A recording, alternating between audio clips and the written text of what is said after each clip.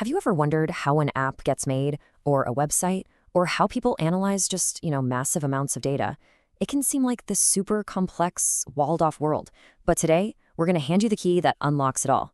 We're going to demystify the world of programming with one of the most popular languages on the entire planet, Python. So, what's the one thing that connects all the hottest fields in tech right now? I mean, you've got data science, right? Where experts dig through data to find hidden patterns, basically predicting the future. It's a field that's totally reshaping industries. And it's not just about data. It's also web development. The backbone of the entire internet. We're talking about everything from the social media apps on your phone to the huge e-commerce sites you use every single day. And then there's also software and game development, the stuff that creates the tools and the entertainment that really shape our digital lives. So what's the common thread powering all of these incredible fields? Yep, you probably guessed it. It's Python. Okay, so before we get deep into Python, let's back up a step and talk about the big idea here. What exactly is programming? It sounds complicated, but it's really, really much simpler than you might think. At its heart, it's all about communication. Just think of it like this. You're giving the computer a recipe, but instead of ingredients for a cake, you're giving it a list of logical steps. And these steps are written in a language that it can actually understand, all to solve some kind of problem or to get a task done. That set of instructions, that's what we call code. And this slide, it breaks that whole process down perfectly. Look, it always starts with a problem. You, the human, figure out the steps and write the instructions to solve it. The computer then takes those instructions, translates them into its own language, machine language, and boom, it follows them to give you a solution. It's this beautiful, simple, and incredibly powerful loop. So, if programming is just about giving instructions, why are there so many different languages? Well, every language has its own strengths, but some are just way easier to write in. And that, right there, brings us to Python's greatest superpower, its amazing simplicity. Now, I know what you're probably thinking. You've seen those movies, right, with hackers typing these crazy long streams of text that make no sense. There's this big myth that coding is only for geniuses. Well, Python was literally created to smash that idea. This slide says it all. I mean, just look at it. To get the computer to print "Hello World" in Python, you write one simple, readable line. Now look at what it takes in C# and Java. All that extra stuff, the brackets, the semicolons, all that ceremony just to do the exact same thing.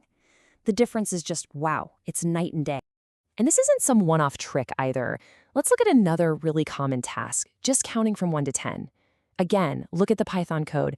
It's so clean it's almost like reading English. And then you see C#, which needs a lot more structure to get the same result. This isn't a fluke. It's the core philosophy of Python. Less work for you, same result from the computer. So what's the secret sauce here? Well, first, it's a high-level language, which just means it's a lot closer to human language than it is to machine code. The guy who created it, Guido van Rossum, made readability a top priority way back in 1991. It's also open source, so it's totally free, and it has these huge libraries of pre-written code you can use.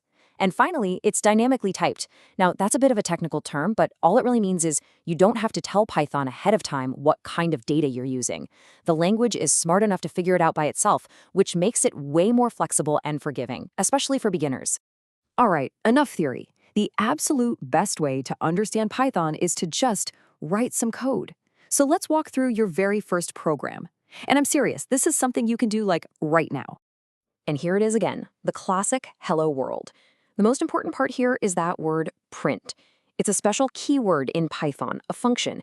It basically tells the computer, hey, whatever is inside these parentheses, I want you to display it on the screen. The text you want to show just goes inside the quotation marks, and that's it. That's your first instruction. So how do you get the computer to actually do it? Easy. You just write your code in any plain text editor, then you save the file with a .py at the end, then you open up your computer's command line tool. That's called Terminal on a Mac or Command Prompt on Windows. Don't worry, it's not as scary as it looks. You just navigate to where you saved your file, and then you type Python, followed by the file name. And this is exactly what that looks like in real life.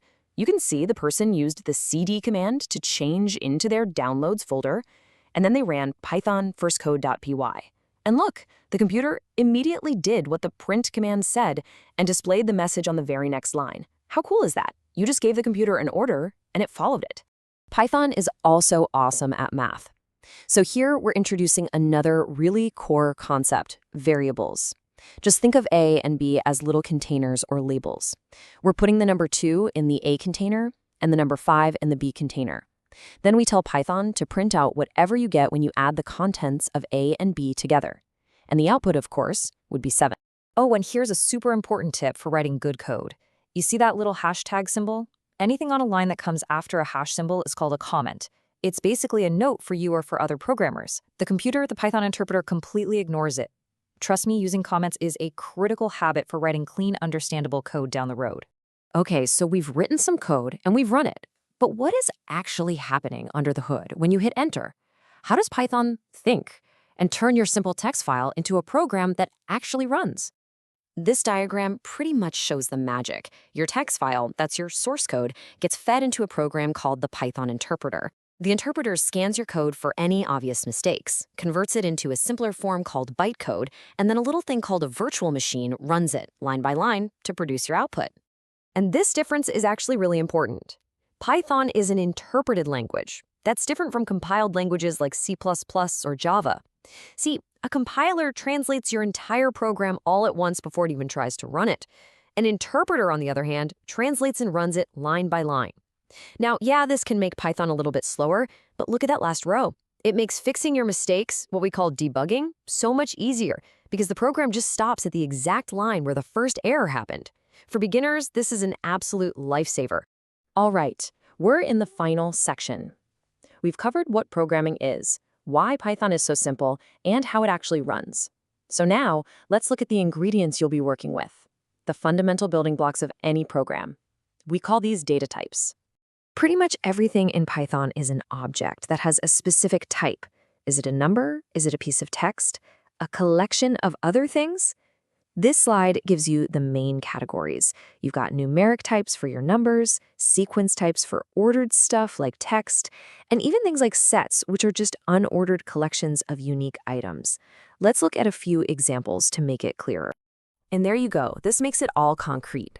Your numeric types can be integers, like the number 26, or floats, which are just numbers with decimal points. A sequence can be a string, which is just text inside quotes, or it could be a list of items inside square brackets. And a dictionary, or a dict, stores pairs of information like a name and an age. These are the basic Legos you'll use to build anything you can possibly imagine. And that's really the main idea here.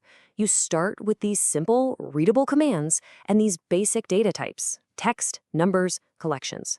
And from that starting point, the possibilities are, well, they're limitless.